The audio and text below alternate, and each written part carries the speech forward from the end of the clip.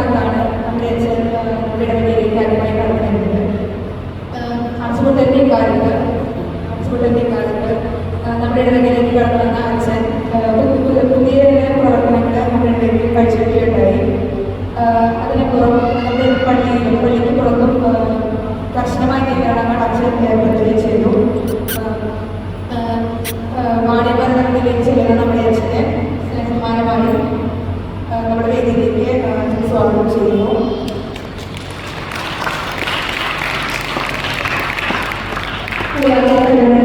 എല്ലാവരെയും സ്വാഗതം ചെയ്യുന്നു.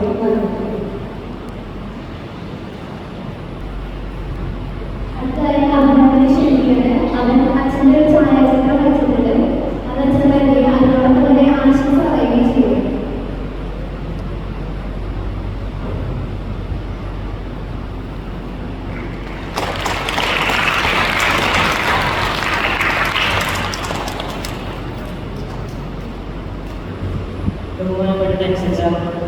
സിസ്റ്റേഴ്സ്, വിശ്വാസപരിശീലന അധ്യാപകരെ, പ്രിയ കൂട്ടുകാരെ, നമ്മളെല്ലാവരും ഇന്ന് ഒന്ന് ചേർന്നിരിക്കുന്നത് നമ്മുടെ പ്രിയപ്പെട്ട വികാരം ടെക്സസിനെ യാത്രയായിട്ട് നൽകുന്നതിന് വേണ്ടിയാണല്ലോ. കഴിഞ്ഞ 3 വർഷക്കാലം നമ്മുടെ ഇടവകയെ ആത്മീയമായി നയിക്കുകയും വിശ്വാസപരിശീലനത്തിന് ആവശ്യമായ മാർഗനിർദ്ദേശങ്ങൾ നൽകുകയും ചെയ്തതിന് അച്ഛൻ്റെ നല്ല പ്രവൃത്തികൾക്ക് ഞാൻ ആദ്യമേ തന്നെ നന്ദി പറയുന്നു. അച്ഛൻ്റെ സ്നേഹത്തോടെയുള്ള തിരുത്തലുകൾ ഞങ്ങളുടെ നല്ലതിനു വേണ്ടിയാണെന്ന് ഞങ്ങൾ ഈ സമയം മനസ്സിലാക്കുന്നു. ഞങ്ങളുടെ ഭാഗത്തുനിന്നുണ്ടായിട്ടുള്ള ഓരോ തെറ്റുകളെയും അച്ഛൻ ക്ഷമിക്കണമെന്ന് ഈ സമയം ഞാൻ അപേക്ഷിക്കുന്നു. പുതിയതായി ചാർജ് പോകുന്ന ഇടവകയിൽ മികച്ച പ്രവർത്തനം കാഴ്ചവെക്കുവാൻ അച്ഛൻ്റെ ദൈവം സമർത്ഥമായി അനുഗ്രഹിക്കണമെന്ന് പ്രാർത്ഥിക്കുന്നു. അച്ഛൻ്റെ പ്രാർത്ഥനകളാൽ ഈ ഇടവകയും ഞങ്ങളെയും ഓർമ്മിക്കുമല്ലോ. ഇത്രയും പറഞ്ഞുകൊണ്ട് ഞാൻ എൻ്റെ വാക്കുകൾ ശ്രമിക്കുന്നു. നന്ദി, നമസ്കാരം. ആശംസ പറയുന്നതിന് വേണ്ടി ആന്റിയെ ക്ഷണിക്കുന്നു.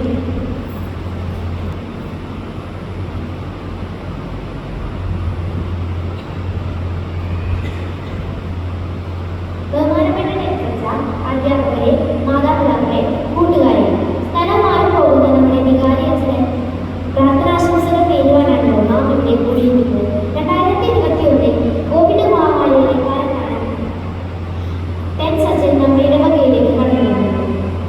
അച്ചുകൂട്ടലിന്റെ ആ കാലഘട്ടത്തിൽ മരവിച്ചു പോയ വിശ്വാസവും വിശ്വാസ പരിശീലനവും വിവിധ ആക്ടിവിറ്റികളിലൂടെ അച്ഛനെ എഴുതി നടത്തിയത് പുതിയൊരു ഉണർവാണ് നൽകിയത്.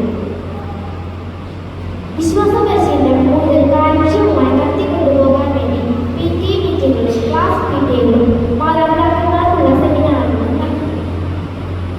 കുട്ടികൾക്കായി നടന്ന ക്രിസ്ത്യൻ പുതിയൊരു ഉണർവാണ് നൽകിയത്.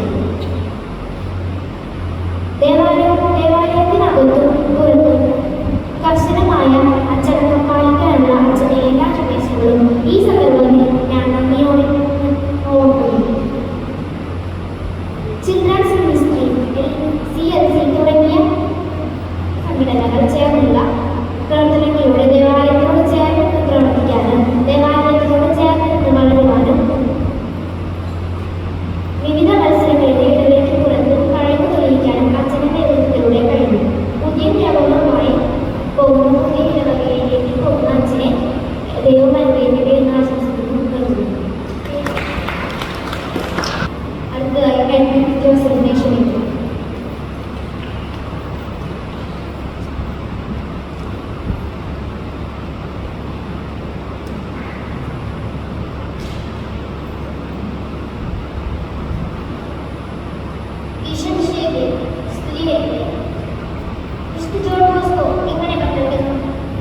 വിശുദ്ധ കുർബാനയിൽ നിന്ന് നീ അകലും തോറും നിന്റെ ആത്മാവ് ദുർബലമാവും. അവസാനം നീ അപകടകരമാം വിധം നീ നിസ്സംഗതയും. അതെ, ഓരോ വൈദികരെ കാണുമ്പോഴും നമ്മുടെ മുന്നിൽ ഓർമ്മ വരുന്നത് വിശുദ്ധ കുർബാനയാണ്. ഈശോ നമുക്ക് കൈകെട്ടിയ സ്നേഹവിരുന്ന്. ആ സ്നേഹവിരുന്ന് നമ്മളെ എത്തിക്കുന്നത് ഓരോ ഇടവ വൈദികനാണ്. ദൈവത്താൽ തിരഞ്ഞെടുക്കപ്പെട്ടവർ. എല്ലാ മരങ്ങളും ഫലവൃക്ഷങ്ങളല്ല, ചിലത് തണൽ മരങ്ങളാണ്.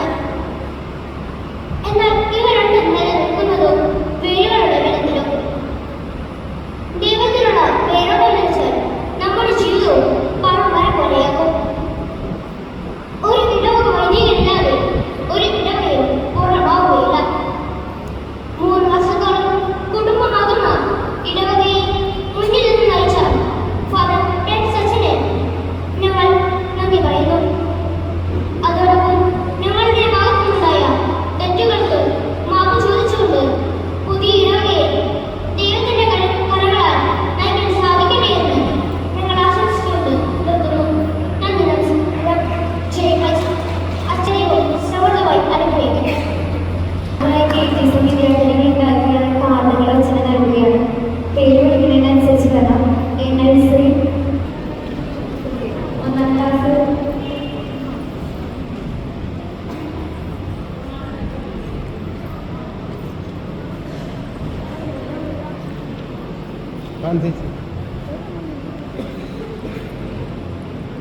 രണ്ടാം ക്ലാസ്.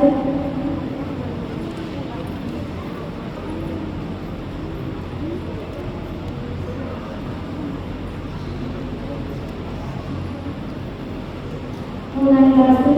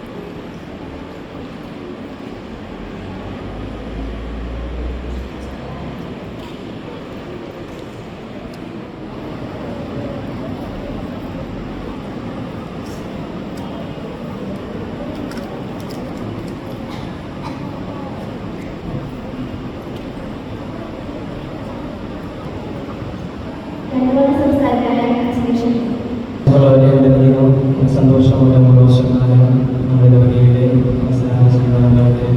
ദൈവം അനുവദിച്ചതിന് പ്രത്യേകമായിട്ടും നിങ്ങളെല്ലാവരും ഇപ്പം പറഞ്ഞിട്ടും രാവിലെ പറഞ്ഞില്ല കൊറോണയുടെ കാലഘട്ടത്തിൽ ഈ കൊറോണ പിടിമുറുക്കിയപ്പോൾ ഞാൻ പറഞ്ഞു എന്നുള്ളതാണ്. കൊറോണ പിടിമുറുക്കിയപ്പോൾ ഞാൻ വന്നു, പക്ഷേ നിങ്ങൾ മുന്നും ഇവിടെ ഉണ്ടായിരുന്നു, ഇപ്പോഴും ഇവിടെ ഉണ്ടായിരുന്നു, എപ്പോഴും ഇവിടെ ഉണ്ടായിരുന്നെങ്കിലും ശരി. പക്ഷേ അതൊരു നമുക്കെല്ലാവർക്കും ലഭിക്കുന്ന ഒരു നിയോഗമാണ്. ഒരു സ്ഥലത്ത് നമ്മളായിരിക്കുന്ന സ്ഥലങ്ങളിൽ നമ്മളായിരുന്നതുകൊണ്ട് അവർക്ക് വേണ്ടി ശുശ്രൂഷ ചെയ്യുക എന്നുള്ളത്. ഈ കഴിഞ്ഞിട്ട് 3 വർഷക്കാലം ഇവിടെ നിങ്ങളുടെ കൂടെ ആയിരുന്നുകൊണ്ട് ശുശ്രൂഷ ചെയ്യുക എന്നുള്ളതായിരുന്നു എൻ്റെ ദൈവികമായിട്ടുള്ള നിയോഗം. അത് എനിക്ക് സാധിക്കാവുന്ന രീതിയിൽ ഞാനിവിടെ നിങ്ങൾക്ക് വേണ്ടി ശുശ്രൂഷ ചെയ്യുവാൻ വേണ്ടി പരിശ്രമിച്ചു എന്ന് ഞാൻ വിശ്വസിക്കുകയാണ്. നിങ്ങളെല്ലാവരുടെയും പൂർണ്ണമായിട്ടുള്ള സഹകരണം ഓരോ കാര്യങ്ങളിലും വളരെ പ്രത്യേകമായിട്ടും വിശ്വാസം ചെയ്യുന്ന വിദ്യാർത്ഥികളും അധ്യാപകരും നിങ്ങൾ നൽകിയിരിക്കുന്ന സഹകരണങ്ങൾക്ക് പ്രത്യേകമായിട്ടുള്ള നന്ദി അറിയിക്കുകയാണ്. പല കാര്യങ്ങളും ചെയ്തപ്പോൾ നിങ്ങൾക്കതെല്ലാം പുതുമ തോന്നിയിട്ടുണ്ടായിരിക്കും, ചിലപ്പോൾ അസഹിഷ്ണുത തോന്നിയിട്ടുണ്ടായിരിക്കും, ചിലപ്പോൾ ചിട്ടക്കേടുകൾ തോന്നിയിട്ടുണ്ടായിരിക്കും, ചിലപ്പോൾ വെളുപ്പും ദ്വേഷവും തോന്നിയിട്ടുണ്ടായിരിക്കും. കാരണം ഒന്ന് കഴിയുമ്പോൾ മറ്റൊന്ന് വന്നു കഴിഞ്ഞു എന്നുള്ള രീതിയിൽ നമ്മൾ വിശുദ്ധ പ്രാർത്ഥിച്ചിരുന്ന പോലെ നിങ്ങൾക്ക് ഒരാഴ്ചകൾ മാസങ്ങളിൽ ഓരോ പ്രവർത്തനങ്ങളിലൂടെ ഭയങ്കര ബുദ്ധിമുട്ടായിട്ടൊക്കെ നിങ്ങൾക്ക് അനുഭവപ്പെട്ടു എന്നുള്ളത് അധ്യാപകരൊക്കെ പറയാനായിട്ടായിരുന്നു. പലപ്പോഴും സ്റ്റാഫ് മീറ്റിങ്ങുകൾ ഇതൊക്കെ കുട്ടികൾക്ക് ഇഷ്ടംപോലെ ഉത്തരവാദിത്തങ്ങളല്ല ഭാരങ്ങൾ കൂടുതലേക്ക് കൊടുക്കുകയാണെങ്കിലും വേണമെന്നൊക്കെ പറഞ്ഞിട്ടുണ്ട്. പക്ഷേ നമ്മൾ നോക്കുകയാണെങ്കിൽ ഒളിമ്പിക്സൊക്കെ നിങ്ങൾ ഒളിമ്പിക്സ് കാണാറുണ്ട്, നിങ്ങൾ അല്ലെങ്കിൽ മത്സരങ്ങൾ കാണാറുണ്ട്. അതിൽ പ്രത്യേകിച്ച് നമ്മൾ ഏത് മത്സരങ്ങളിലാണെങ്കിലും നമ്മൾ സമ്മാനം നേടണമെങ്കിൽ വിജയിക്കണമെങ്കിൽ നമ്മൾക്ക് ആവർത്തിച്ചുള്ള കഠിനമായിട്ടുള്ള പരിശ്രമം വേണം. പ്രത്യേകിച്ച് നമ്മൾ വെയിറ്റ് ലിഫ്റ്റിംഗ്, പവർ ലിഫ്റ്റിംഗ് ഒക്കെ നോക്കുകയാണെങ്കിൽ അത് പൊന്തിക്കുന്ന ആളുകൾ അവരേക്കാൾ ഇരട്ടിയുള്ള ഭാരങ്ങൾ അവർ പൊന്തിക്കുന്നുണ്ടെങ്കിൽ അത് കഠിനമായ പരിശ്രമമാണ്. ആദ്യം 5ൻ്റെ കട്ടി എൻ്റെ സ്ഥലത്ത് 10 കിലോ അതിൽ പരിശ്രമിച്ച് അത് ഉയർത്താൻ സാധിച്ചെങ്കിൽ പിന്നീട് അത് 20 ആക്കുന്നു, 20 30 ആക്കുന്നു, 30 60 ആക്കുന്നു, 60 20 ആക്കുന്നു. ഇങ്ങനെ ഓരോ പ്രാവശ്യവും നമുക്കുള്ള ഭാരം അവരെ സ്വയപ്പെടുത്തുന്നതിൽ ഉയർത്തുന്ന ഭാരങ്ങളിലേക്ക് വീണ്ടും ഭാരങ്ങൾ കൂട്ടിവെച്ചുകൊണ്ടാണ് തങ്ങളെക്കാൾ പോലും അധികമുള്ള ഭാരം ഉയർത്തി അവർക്ക് ഒളിമ്പിക്സിൻ്റെ ഗോൾഡ് മെഡലും സിൽവർ മെഡലും ബ്രോൺസ് മെഡലും എല്ലാം കരസ്ഥമാക്കുന്നത്. ഇനി ഏഷ്യൻ ഗെയിംസ് ആണെങ്കിലും മറ്റ് സ്റ്റേറ്റ് ഏത് മത്സരങ്ങളാണെങ്കിലും ഇങ്ങനെയാണ് നമ്മൾ എടുക്കുന്ന ഭാരതങ്ങൾ ഉപരിയായി കുറച്ചും കൂടി എടുത്താൽ മാത്രമാണ് എന്താവുള്ളൂ നമുക്ക് സമ്മാനം നേടാൻ അല്ലെങ്കിൽ വിജയിക്കാൻ പറ്റുള്ളൂ. ഇപ്പോൾ 100 മീറ്റർ 6 സെക്കൻഡ് കൊണ്ട് അല്ലെങ്കിൽ 7 സെക്കൻഡ് കൊണ്ടൊക്കെ നമ്മുടെ ഉസൈൻ ബോൾട്ടിലേക്ക് ഓടുന്നുണ്ടെങ്കിൽ അതിലേക്ക് കുറച്ച് കൂടാനായിട്ട് ഒരു പരിശ്രമിക്കുന്നുണ്ട്. അതിനകത്തായി മുന്നെടുക്കുന്നു, എഫേർട്ട് എടുക്കുന്നു. നമ്മുടെ ഓരോ വിഷയത്തിനും നമ്മൾ മുന്നോട്ട് പോകണമെങ്കിൽ പരീക്ഷകൾക്ക് മാത്രമല്ല, ജീവിതത്തിലാണെങ്കിലും ആത്മീയമായിട്ടുള്ള ജീവിതത്തിലാണെങ്കിലും ഭൗതികമായിട്ടുള്ള ജീവിതത്തിലാണെങ്കിലും നമുക്ക് മുന്നോട്ട് പോകാൻ സാധിക്കണമെങ്കിൽ, ചെയ്യാൻ സാധിക്കണമെങ്കിൽ നമുക്ക് എന്ത് വേണം? നമുക്ക് ഒരു ഉത്തരവാദിത്തത്തിന് മേലെ വേറെ ഉത്തരവാദിത്തം അല്ലെങ്കിൽ ഒരു പ്രവൃത്തികൾ മുകളിൽ വേറെ പ്രവൃത്തി കൊണ്ടാൽ മാത്രമേ സാധിക്കുള്ളൂ. ഭാരമുള്ള വസ്തുക്കൾക്ക് എപ്പോഴും എന്തുണ്ടായിരിക്കും? ഉറപ്പുണ്ടായിരിക്കും അല്ലേ? ഇപ്പോൾ ഇവിടെ ഫാന് നാട്ടിൽ കളിക്കുന്നുണ്ട്, ഇവിടെ നിങ്ങൾ ഇരിക്കുന്ന ഈ പേപ്പറുകൾ പറക്കാനായിട്ട് പരിശ്രമിക്കുന്നുണ്ട്. പക്ഷേ ഇരിക്കുന്ന ഈ പുസ്തകം, ഒരുപാട് പുസ്തകം ഈ അടിക്കുന്ന ഡയറികളൊന്നും പറക്കാനായിട്ട് പറ്റുന്നില്ല. എന്തുകൊണ്ടാണ്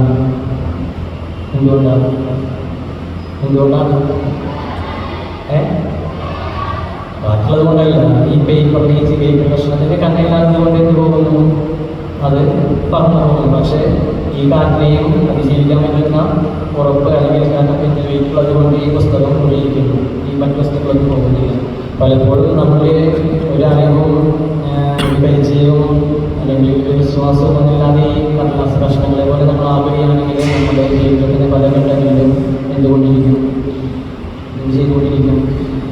പറന്നുകൊണ്ടിരിക്കും. പട്ടങ്ങൾ ഇങ്ങനെ പറന്നുകൊണ്ടിരിക്കും. കാറ്റ് എവിടേക്ക് വീശുന്നുവോ അതിൻ്റെ ഗതിയനുസരിച്ച് അത് പറന്നു പോയിക്കൊണ്ടിരിക്കും. ഒരു പരിധി വരെ മാക്സിമം എങ്കിലും കുറച്ച് കഴിഞ്ഞാൽ ചിലപ്പോൾ കൂടി എവിടെയെങ്കിലും കാടുകളിലോ അല്ല വെള്ളത്തിലോ അല്ലെങ്കിൽ മരത്തിലോ കൊണ്ട് പോയിരിക്കും. നമ്മുടെ ജീവിതം പലപ്പോഴും അങ്ങനെയായിരിക്കും. ഇപ്പോഴും നമുക്ക് എളുപ്പവഴിയോട് സഞ്ചരിക്കുവാനായിട്ട് ആഗ്രഹം. ഒരു പ്രവർത്തനങ്ങൾ വേണ്ട.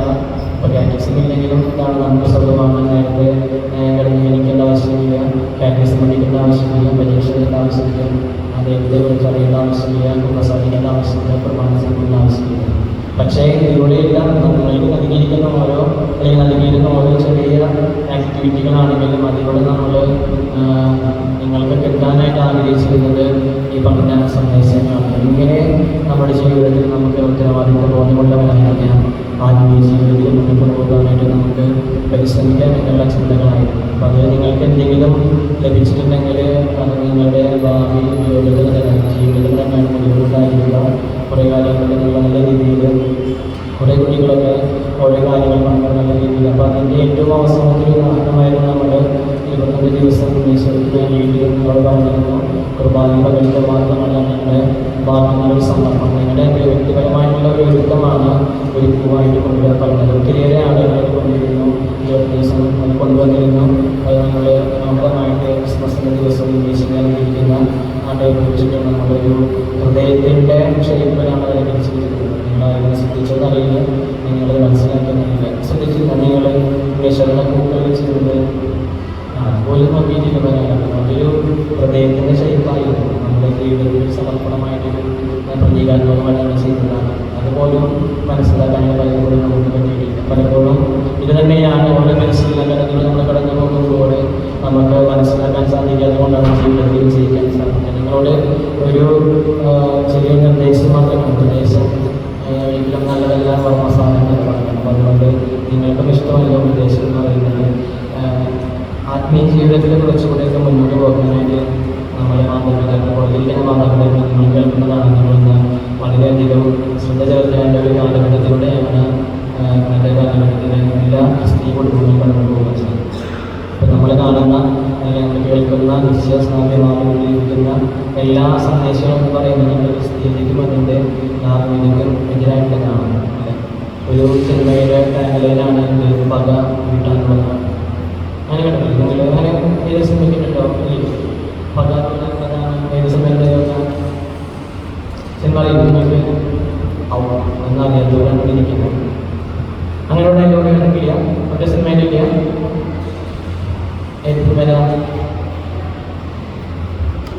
അങ്ങനെ ഡയലോഗ് കണ്ടിട്ടില്ല നിങ്ങൾക്ക്? ഒരു കണ്ടിട്ടില്ല? പക അത് വീട്ടാനുള്ളതാണ്. അത് പലപ്പോഴും പല കാര്യങ്ങളിലും ഇങ്ങനെ പല വീടുകളും പരിക്കും ഉദ്ദേശങ്ങളായിട്ട് നമ്മുടെ ചുറ്റുപാട് നടക്കുന്ന വിശ്വാസ പരിശീലനം നടക്കുമെന്ന് നമ്മൾ ചിന്തിക്കണം. അതുകൊണ്ട് കുറച്ചുകൂടി ഇതിൽ വന്നിട്ടുണ്ട് വിശുദ്ധ കുർബാനയിൽ പങ്കെടുക്കാൻ. ഞാൻ എപ്പോഴും എല്ലാ സമയത്തും ആവർത്തിച്ച് പറയുന്നതാണ്. പക്ഷേ അത്ര വിരസത മാത്രം നിങ്ങൾക്കുണ്ടാകുന്നു. എനിക്ക് കാണുന്ന സന്തോഷത്തിലൊക്കെ ഒന്നും ഇവിടെ ഉണ്ടാകാറില്ല. ദിവസങ്ങളിൽ വരുന്ന കുർബാനയ്ക്ക് വരുന്ന കുട്ടികളുടെ എണ്ണം നോക്കുകയാണെങ്കിൽ എന്താണ് വളരെയധികം ഇത്രയും വിരലുകളൊക്കെ ബാക്കി എണ്ണി കഴിഞ്ഞാലും ഈ വിരലുകൾ ഇങ്ങനെ മടങ്ങിയിട്ടാണെന്നുണ്ടെങ്കിൽ നിവർത്തിയിട്ടാണ് വിരലുകൾ പഠിക്കുന്നത്. കുർബാനയ്ക്ക് അടുത്ത ദിവസങ്ങളിൽ വരുന്ന കുട്ടികളുടെ എണ്ണം നോക്കുകയാണെങ്കിൽ അപ്പോൾ അങ്ങനെ നായികയില്ലാതെ നമ്മൾ വിശുദ്ധത്തിൽ പങ്കെടുത്തുകൊണ്ട് സഹായിച്ച് കുർബാന സ്വീകരിച്ച് ഒരു ദൈവപരിക്കലെ പഠനത്തിലൂടെ ഇനിയും ഉയരങ്ങളിലേക്ക് പോകാനായിട്ട് നിങ്ങൾക്ക് സാധിക്കുമെന്ന് ആശംസിക്കുകയാണ്. വർഷക്കാലം നിങ്ങളുടെ സഹായിച്ചത് നൽകുന്നവർക്കും പ്രത്യേകമായുള്ള നന്ദി നൽകി പ്രവേശിക്കുന്നു.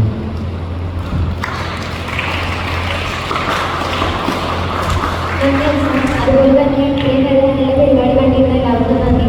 അതുപോലെ തന്നെ ഞങ്ങളുടെ വിശുദ്ധന്റെ പേരിലും വ്യക്തിപരമായ പേരിലും യാത്രകൾ നേരുന്നു.